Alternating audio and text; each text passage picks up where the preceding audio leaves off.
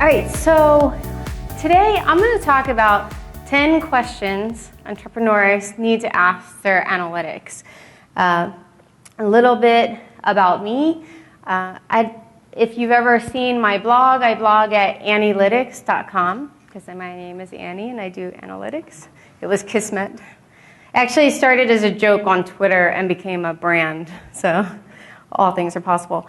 So if anyone has been to my blog, I have a compulsion to create, especially Google Docs, any kind of resources that will help, especially marketers, but I also have quite a bit for developers.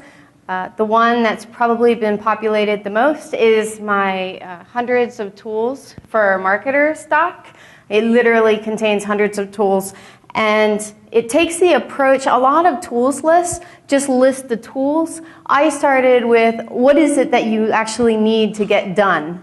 You know, and what's the task? They're broken up into different spreadsheets by categories. And then I let you know if it's free or paid with an upgrade option.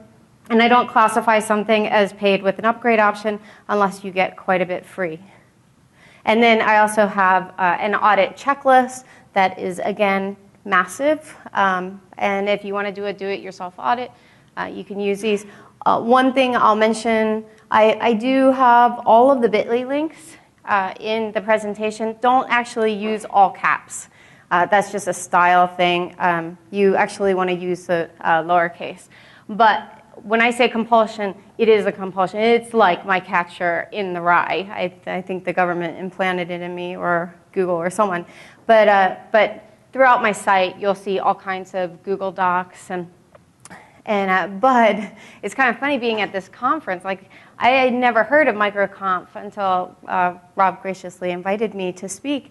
And I've been so engaged the entire time listening to you guys talk. I'm like, I don't even know why I was invited to speak here, because like I don't monetize anything. I mean, except for like my training and consulting. I'm like the Pollyanna of marketing. I'm like, here you go, here's the farm, just anything to help people, kind of learn what I feel like they need to learn. So don't take any kind of like business advice from me, just analytics. All right, so talking about analytics, things can get really technical really fast. And I'm going to avoid that in this talk and really strictly focus on the business. So all of these questions are going to be questions that, as business owners, as entrepreneurs, you should be asking your analytics. And a lot of times people just don't know that they can ask their analytics these questions. So I'm going to jump right in. They're not in any particular order, with the exception of the first one. This first one, if you want to check email, just wait until we get past number 1. Then you could go back to checking email, Twitter, Facebook. But this, I would say, is by far the most important one, which is which marketing channels are your unsung heroes? And there are quite a few. But first, I have to kind of back up. I do have to get a little bit geeky, but I'll keep it to a minimum. So first, I need to explain last click attribution. It's just geek speak. And here's a simple explanation. So let's say someone comes to your site via your social media channel, maybe your Twitter, you share a link, or Facebook. And then, let's say within an 80-day period, they come back via organic. So they're searching for something, they find your site, they click through. A couple weeks later, let's say they signed up for your email, they come back to your site from a link in your email. And how many people here do email marketing? Okay, well, I have a resource that I'm going to get to in a minute that you absolutely have to check out. But then let's say they come back, and on the last visit, they buy something for $100. And this is the result of clicking on your ad. What last click attribution does is it says, okay, all the credit goes to CPC. So it doesn't matter that your social media channel was your brand evangelist, that you rocked it on organic, or that your email is effective. All the credit goes to CPC. No one should be using last click attribution in 2014. 2008, fine, it's all we had, not 2014. So now let's talk about multi-channel funnels, or you call it multi-click attribution. So Google last year came up with these multi-channel funnels. There are some issues. I'll touch on those. But basically what it does is it says, okay, if that conversion was worth $100, it gives each one of those channels that assisted within that, they call it a look-back window, equal amounts of credit. So social gets $25, organic email CPC. This is a great way to see which of your channels are actually performing that you don't know they're performing. So I was talking with someone about Twitter, and I was trying to explain just the travesty of last click attribution and why we shouldn't be relying on it as much as we do. And I said, it'd be kind of like if you owned a football team and you said, okay, guys, here's the deal. Whoever scores a touchdown, you guys get paid. Everyone else sucks to suck. I mean, that's really what last click attribution does. And but multi-channel funnels kind of takes more of the team approach. Everyone who helps get the ball downfield, and that's about as much as I know about football. And I like the Eagles, and I like green. But that's it. But anyway, so multi-channel funnels kind of gives the credit to everyone who assists.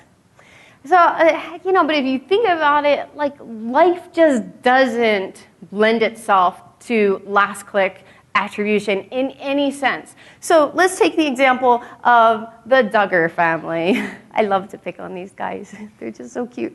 But let's say that Jim Bob decides after baby number 19, that's it, I quit.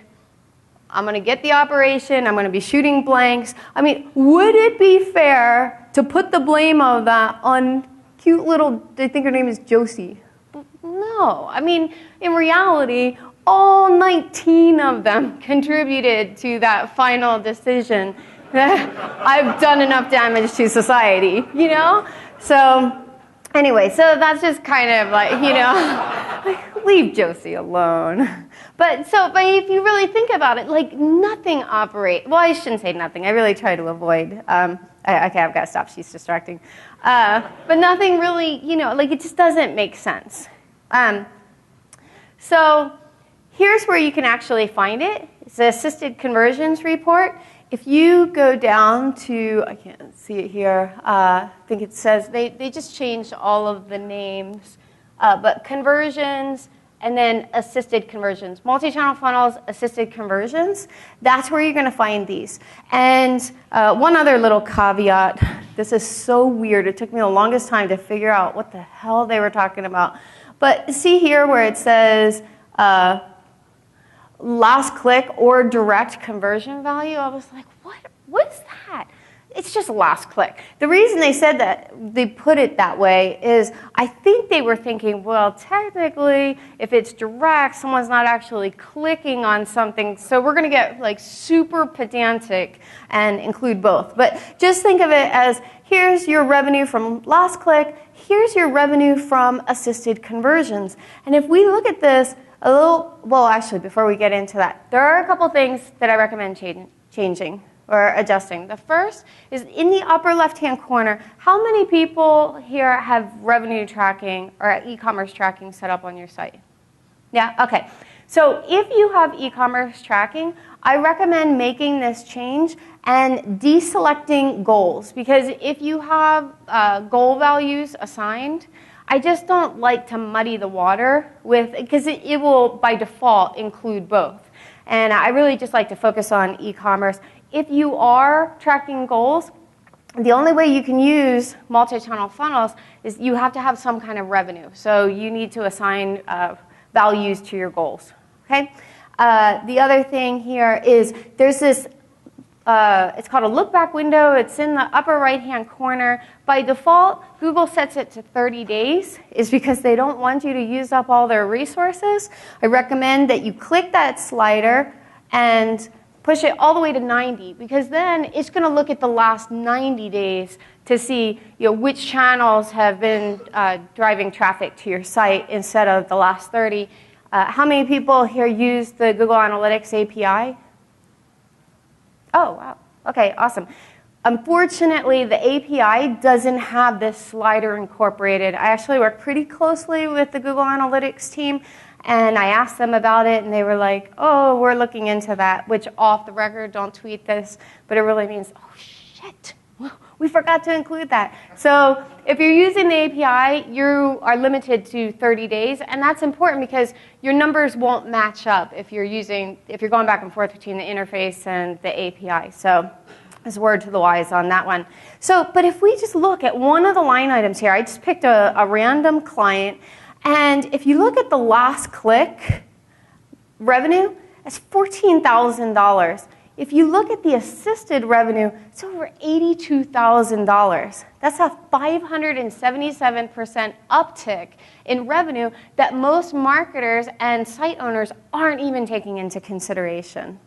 And so I just randomly picked a client, looked at the last month, and charted it out. And you can see organic isn't even the most, I don't know, whatever. Like you have social networks up here with a 2,300% uptick.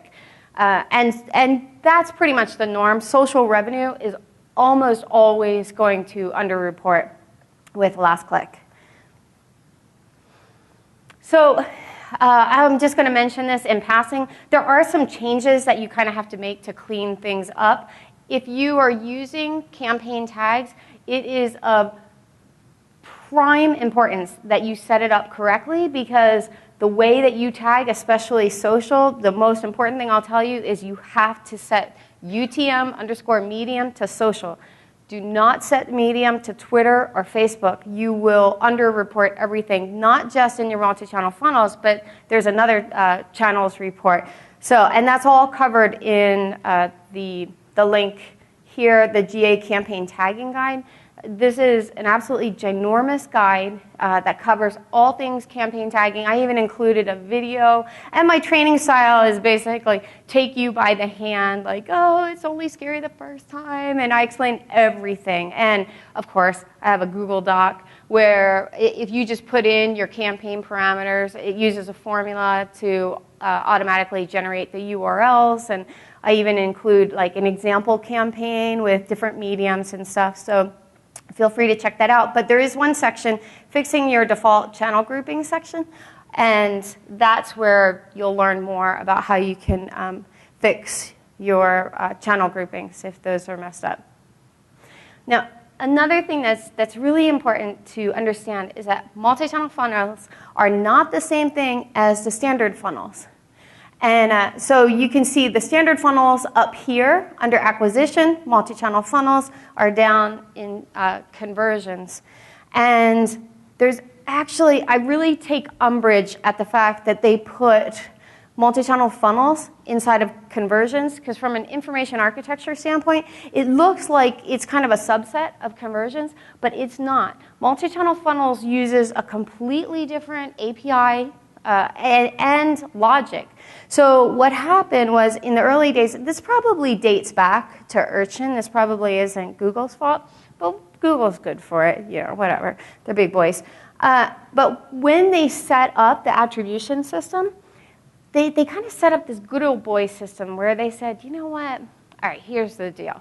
If direct is the last, let's say, channel or lack of channel that someone visits your site with and converts, whatever channel they came to your site before direct inherits the credit.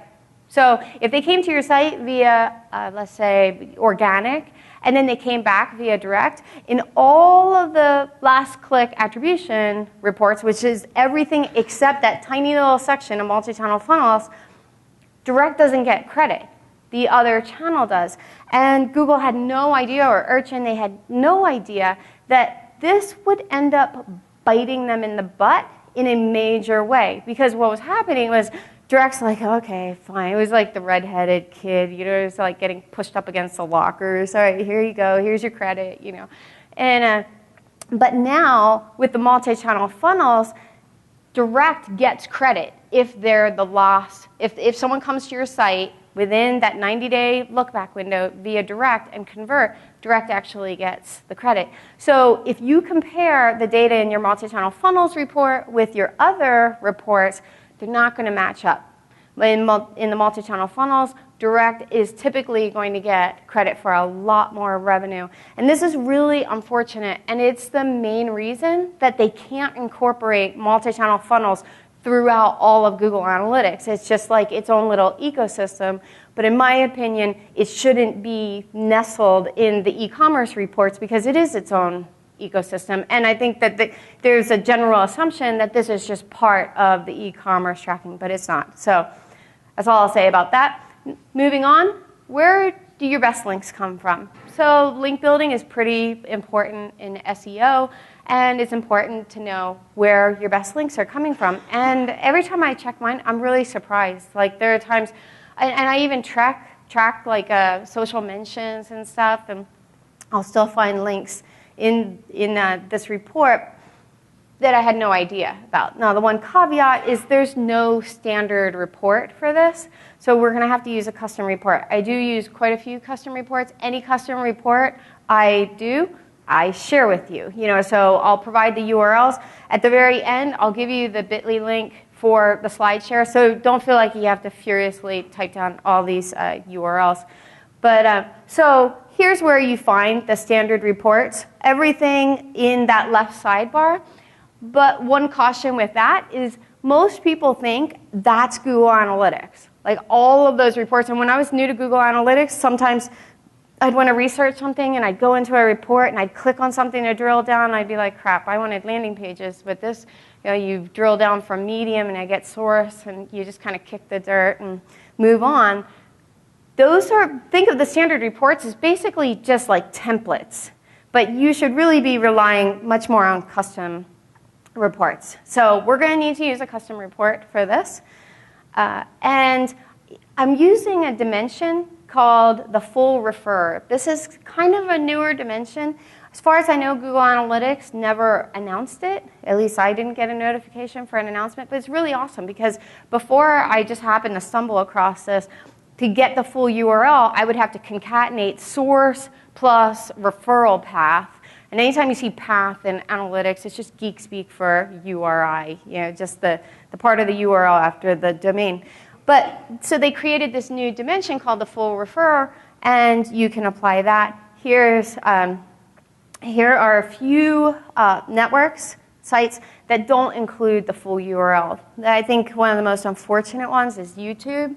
All the referrals from YouTube just show up as /watch. So you can't see your specific YouTube videos. If you want to know your specific YouTube videos, I recommend tagging those links and putting it in the description. But here's the underbelly of the report. This is how you pull together a custom report. I'll share a video that I did that explains how to use custom reports. These are all of your metrics. Metrics are basically anything that can be measured with a number. This is the dimension, the full refer, and I applied a filter that just says the medium has to equal referral. Pretty simple. Now, if you're new to Google Analytics, it can be pretty difficult to keep track of all the different dimensions and metrics and stuff. So Google provided this resource that is absolutely phenomenal, especially if you click web. Where is it? Yeah, over here, web. So even if you're learning how to use the API, I highly recommend clicking web because what it does is it tells you the web view name and the API name, because a lot of times they're very, very different.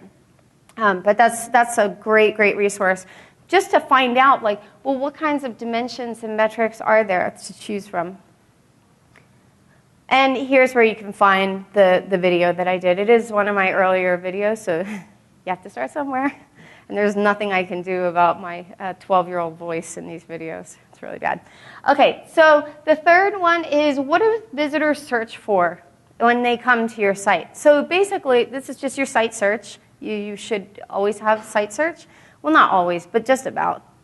And this is basically your visitors' wish list. So when I worked in-house for a publishing company, one time I was just going through their site search report, and I saw that all of these visitors wanted to know more about HDR photography, but they taught really highbrow digital photography and stuff. So they weren't keen at all on using on providing training for HDR. But then when I showed them how many people were searching the site and then saying, oh, well, I guess you don't offer it, and moving on, and then I showed them the keyword research, to show how many people were searching, Google, and then within 6 weeks, they had a program because they did like online training and stuff, and within 6 months, that one particular course had made them more than $60,000. So there is gold in these hills.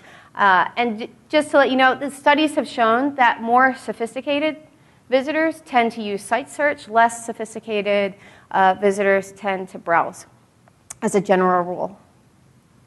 So here's what the site search terms report looks like. Here's where to navigate to it. I won't duplicate this. You can check out all this.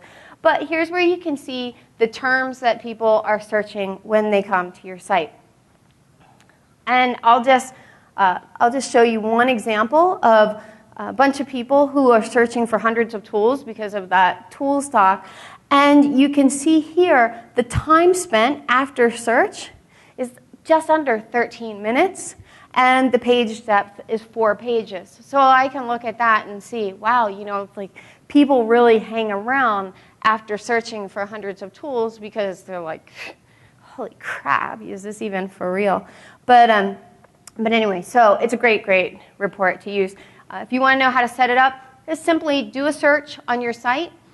You can't use an AJAX search. Like your search actually has to return a URL, and you'll see on my site, when I search for a test, the query parameter up in the URL is S. Sometimes it's search, sometimes it's keyword. Look for that query parameter, and then go to admin, view, which used to be profile, whatever reason they changed profile to view, and then view settings, and then scroll down to site search settings, and just drop that query parameter in. I also recommend stripping the query parameters out of the URLs.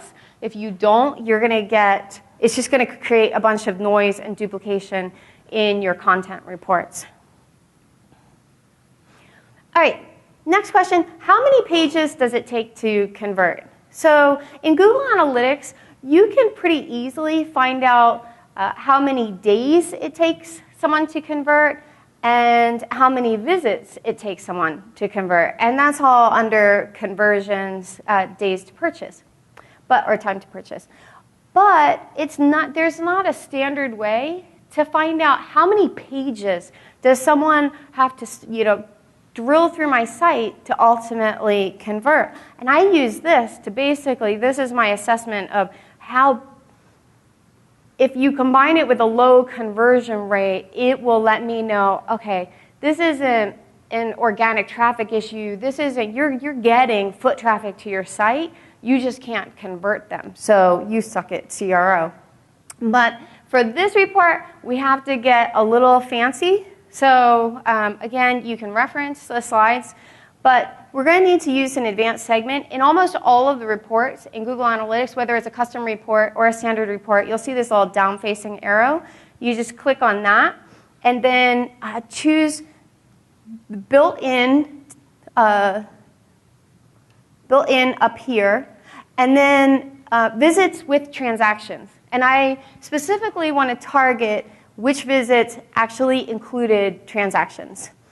Okay, and then what I do is I close out of all visits. So I'm just looking at, I just want to see the traffic from people who came to my site and actually ended up converting. It's very insightful.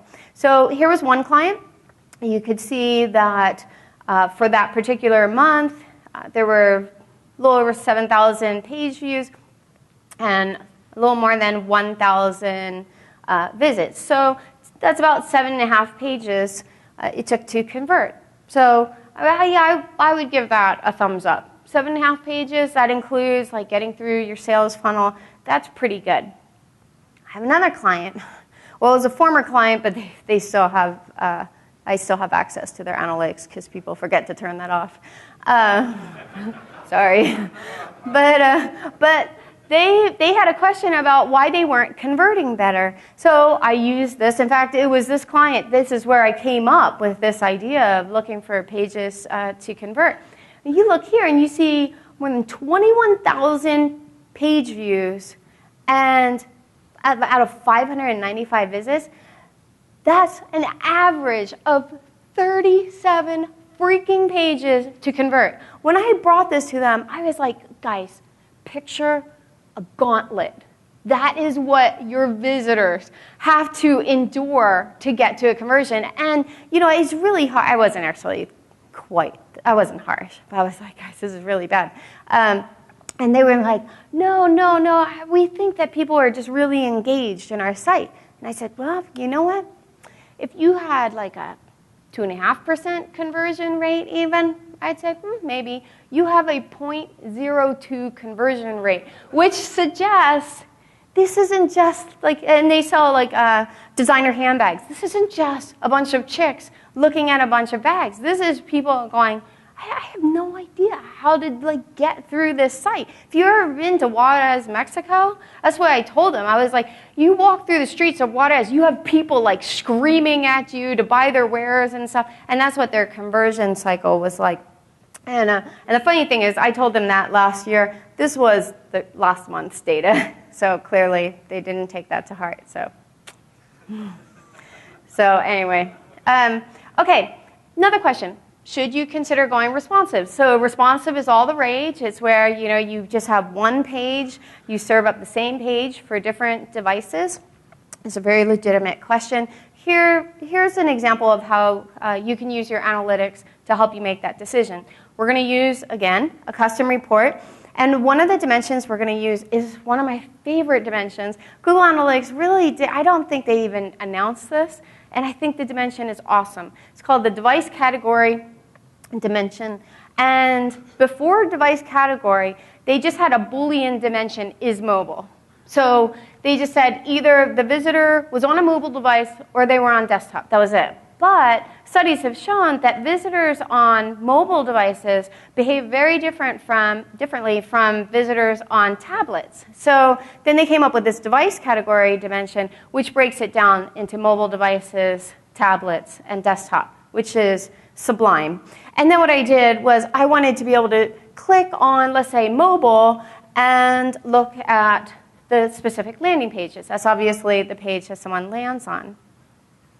And you can see here that for this particular client, when you look at mobile, their bounce rate is quite a bit higher than the others. So and not much revenue coming from mobile. Now there are other factors to consider, but this is a good starting place. Now if we drill down, I didn't want to show my clients' landing pages, so I decided to use my own. And this was really, really, really bad. So I picked two of my more popular pages, and then I also decided to throw in average page load time. That's a really good metric to look at. And you can see here the bounce rates are pretty high. Now, bounce rates for a blog are kind of not a very accurate measure because someone could spend 20 minutes on your page. If they don't click through to another page, then it's going to register as a bounce. But you can add like an event, either a time-triggered event or a scroll event that will make bounce rate infinitely more accurate. But average page load time, yeah, that's on me. And yeah, I suck. But anyway, but you can, but you can use that report to kind of get a sense for if you should consider going responsive. Next one, are you tagging all of your emails? So I'll ask a client this, are you tagging all your emails? They'll typically say, yes, we are, But again, this requires a little bit of background. There are 3 reasons you absolutely have to tag the links that point back to your site, not links that point back to other people's sites. It's like painting your neighbor's house. Just links that point back to your site. It's absolutely critical. The first reason is desktop apps do not pass referrer data. Like if people are using Outlook or webmail, no referral data gets passed. And it's because they're headless files, and you guys probably know more about this than I do, but they will show up in your analytics as direct. Another reason, secure webmail providers don't pass referrer data. So like if we look at Yahoo, you can see this isn't a secure page. It's an HTTP, not an HTTPS. You don't see the little lock. So because of that, if you click on a link from a Yahoo email, then it's going to pass referral data. And that's actually going to show up in your analytics, but it's going to show up in your referral report. And you can confirm this with a bookmarklet. I do provide a list of all the links in a bit.ly bundle, too, at the end of the presentation. Secure email is a different story. So email providers like Gmail and Hotmail, they switch to a secure server. And so if you see that HTTPS or the little lock icon, that's secure, and no data passes. So when I use the bookmarklet to see what the referral is, it just shows up as blank. And that's where you can get the little bookmarklet if you want it. Third reason, as if those aren't compelling enough, mobile doesn't pass very much, and I would say most data, because most apps aren't passing any kind of refer data. It's usually only if they're like in Safari or something like that, and even that can be sketchy. So those, in the end, what happens is most of your email traffic, if you're not tagging, will show up as direct. So you're looking at email and you're going, it's not doing anything. No, it's just because you're not tagging it. So email tagging is very, very important. And here's a little test that I do. So I'll ask clients, are you tagging your emails? They all say, oh, yeah. I'll go into the all referrals report, and in the little filter here, I'll just put mail. And if a significant number of visits show up in there, then I go back and say, no, you're not tagging them. Because if all of the links were tagged, then these wouldn't show up in your referral report. They would show up in your campaigns report. And then they say, oh, well, we hired someone, or we fired that guy, or, whatever. All right. So next one, what are your top performing product categories? So typically when people use e-commerce reports, they focus on products. But there's this other primary dimension called product category that I really like to focus on because it kind of buckets your products. And so you'll see here under primary dimension, when you click on this report, this product report is going to show up. But check out that product category report, and you'll see with this client, their categories are set up copacetically. However, with another client, this was a furniture client, I did some on-site training for them. I'm just going through their analytics, teaching them as I'm there, and I was like, ruh-roh, Jeffro. These aren't product categories. These are stain colors. They were so embarrassed. Because, I'm just doing a live demo, and I'm like, yeah, there's a problem here. So, because, their product categories should be like dining room, living room, bedroom, because they're selling furniture. Who the heck cares? Oh, how is our cherry furniture performing? So double check these. Make sure your e-commerce is set up properly. And here's another custom report, because that's what I do. All right, another question. Should your site go multilingual or multinational? So I have a client who they do lots of conferences. And I was like going through all my clients and former clients' data to try to find someone who could possibly have other countries show up. And this particular client who does conferences, they offer one in Israel. And I was like, found something. So when I looked at their countries, Israel actually showed up above the United States. That was actually pretty surprising. I thought I was just going to have to, focus on hypothetical.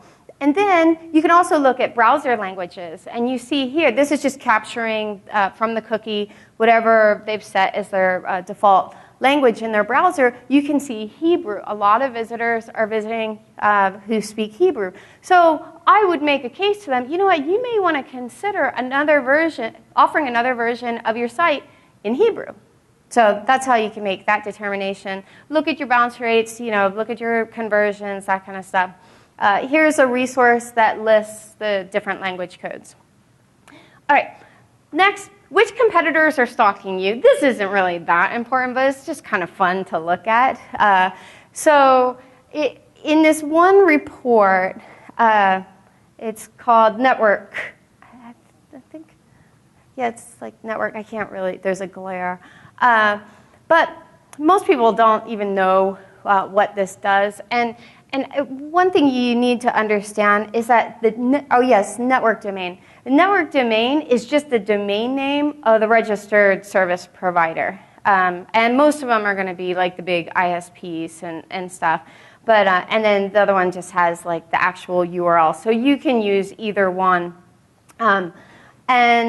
I just use a secondary dimension to get those side by side. So I just included a little thing. Like that's what I chose to get those side by side. And you could see the specific network domain versus the referral. And let's just move ahead. So what you could do, another option is you can also look to see how many visitors are coming from .gov sites or even .edu sites. That's interesting just by using these filters. And then you can, when you identify your competitor, so I had a chocolate client that was brutal. For 3 months, I was, reading about chocolate all the time. They did at least send me a huge basket. But I found out like Ghirardelli, Hershey, these big companies were stalking them left and right. And so I created an advanced segment to identify their competitors. And then once you have that segment, you can close out of all visits and stalk your stalkers and say, all right, well, let's see what landing pages they're looking at. What are they doing when they come to my site? It's so sketch. All right, and here are the steps to create the advanced segment. And then you just apply it to your network report or anything else, okay? And this is where I say you can even add in landing pages to see where they're going when they land. Finally, look to see, are sites scraping your site? So this is one thing I do when I do an analytics audit. And if you do any kind of publishing, this is actually more common than you might think. The report for this is the hostname report. Here's where to find it. And I also use this secondarily to see if the client has subdomains. But this will tell you all of the domains that have your Google Analytics tracking code. So if you have someone scraping your site, like when I worked for the publishing company, I hawked over this. And when I found someone, I would just shoot them off a cease and desist, with our legal, templates and stuff. And the lawyers weren't even involved. They weren't planning on pursuing any of them, but it scared the crap out of people. But and so they would move it. And the reason it shows up is scrapers aren't really the sharpest knives in the drawer. So when they scrape, they're not typically going to go through and remove the Google Analytics tracking code. So you can nab them. All right, so if you want to learn more, I do have a bit.ly bundle. You can find that at bit.ly MicroConf bundle. And that's just a list of all the links that I include. And here's where you can find my SlideShare, bit.ly GA questions. And thank you very much. Hi. First of all, thanks for the talk. It's definitely helpful. I'm trying to wrap my head around a lot of this stuff personally right now, so I'm very pertinent to where I am. I'm not responsible for damages. Okay. I'll send you an invoice. We do have a psychologist here somewhere in the office. The multi-click attribution. I just had a question about the tendency of people to go and search for your brand because they don't know that they can go directly to your URL. So they go into Google and they search for your brand and then they click on it. But of course that registers as organic traffic. So like attitudes, I guess, ways to try and differentiate that, because it's not really organic search. It's basically a direct, but they're just using Google for it. Yeah. So back in the day before not provided, has anyone heard of the whole not provided debacle? Yeah, so what happened was this isn't Google Analytics, this applies to all analytics. Google used to pass all of the search terms that people searched Google for and landed on your site. Then bit by bit, they started taking those away. At first they said, oh, well, if they're logged in to Google, then we're not going to pass on their search terms. And then eventually they said, no, you just can't have any of them. So if you look at your organic search terms, you're going to see the lion's share shows up as not provided.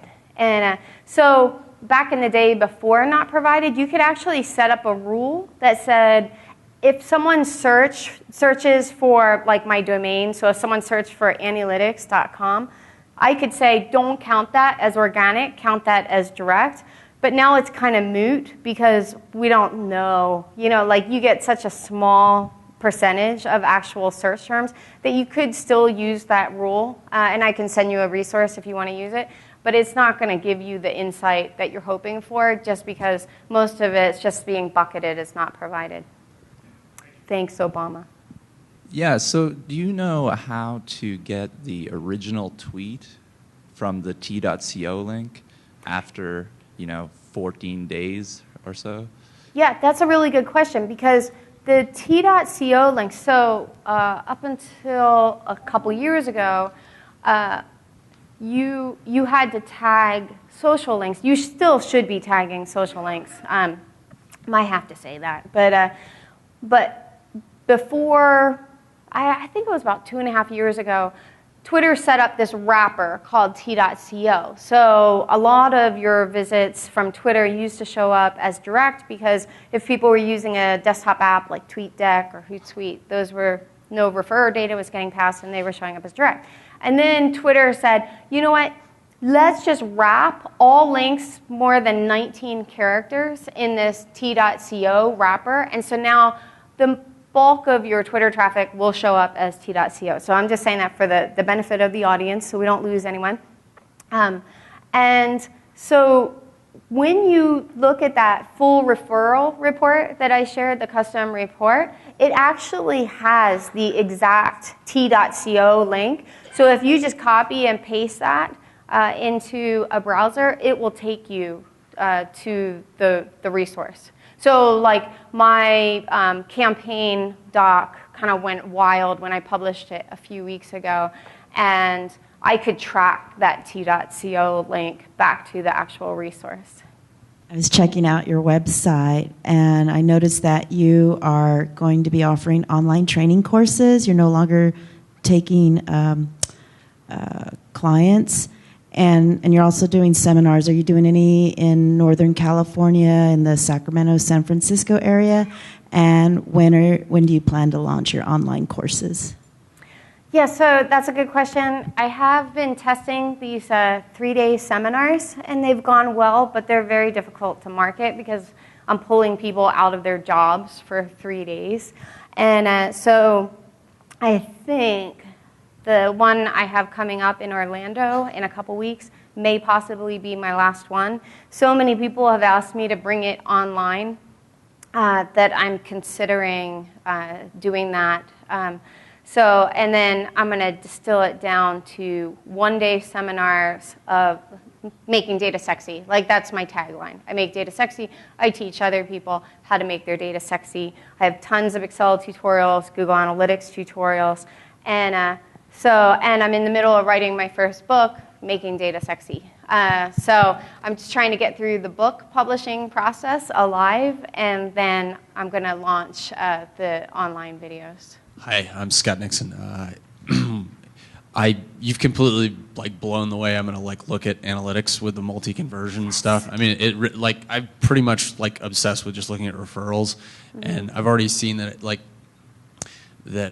we recently started using Infusionsoft, and I already see that it's 4 times more valuable than I thought it was, and so that's kind of insane to me. But I was just curious. I know a lot of people in this audience are doing more retargeting stuff, and I was just curious if you had any advice around retargeting and tracking that stuff. I mean, I know you can use campaign URLs and stuff, but it seems like some of that stuff is not ever making it into my analytics, and I don't know if that's a tool problem. They say it's not, but I'm just curious.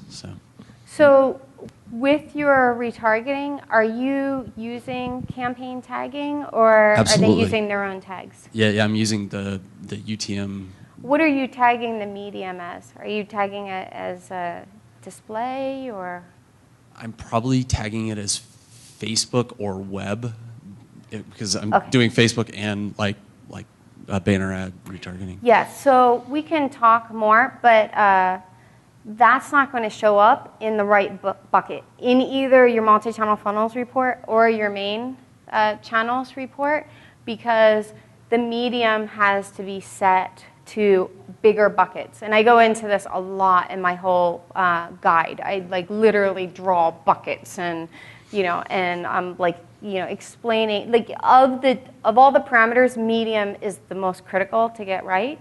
So if that's how you're tagging them, that definitely explains why you're under-reporting. And a really good practice to make is go into your multi-channel funnels report, and everything that Google couldn't figure out what it was just gets bucketed as other. Click on other and drill down, and it will show you the sources and look to see, are those actually other, or am I just mistagging something? Also, like if you're doing social, click in your referral, drill down, and look at the sources and see, wait a minute, am I seeing social sites? Because if so, then I need to be tagging those as social.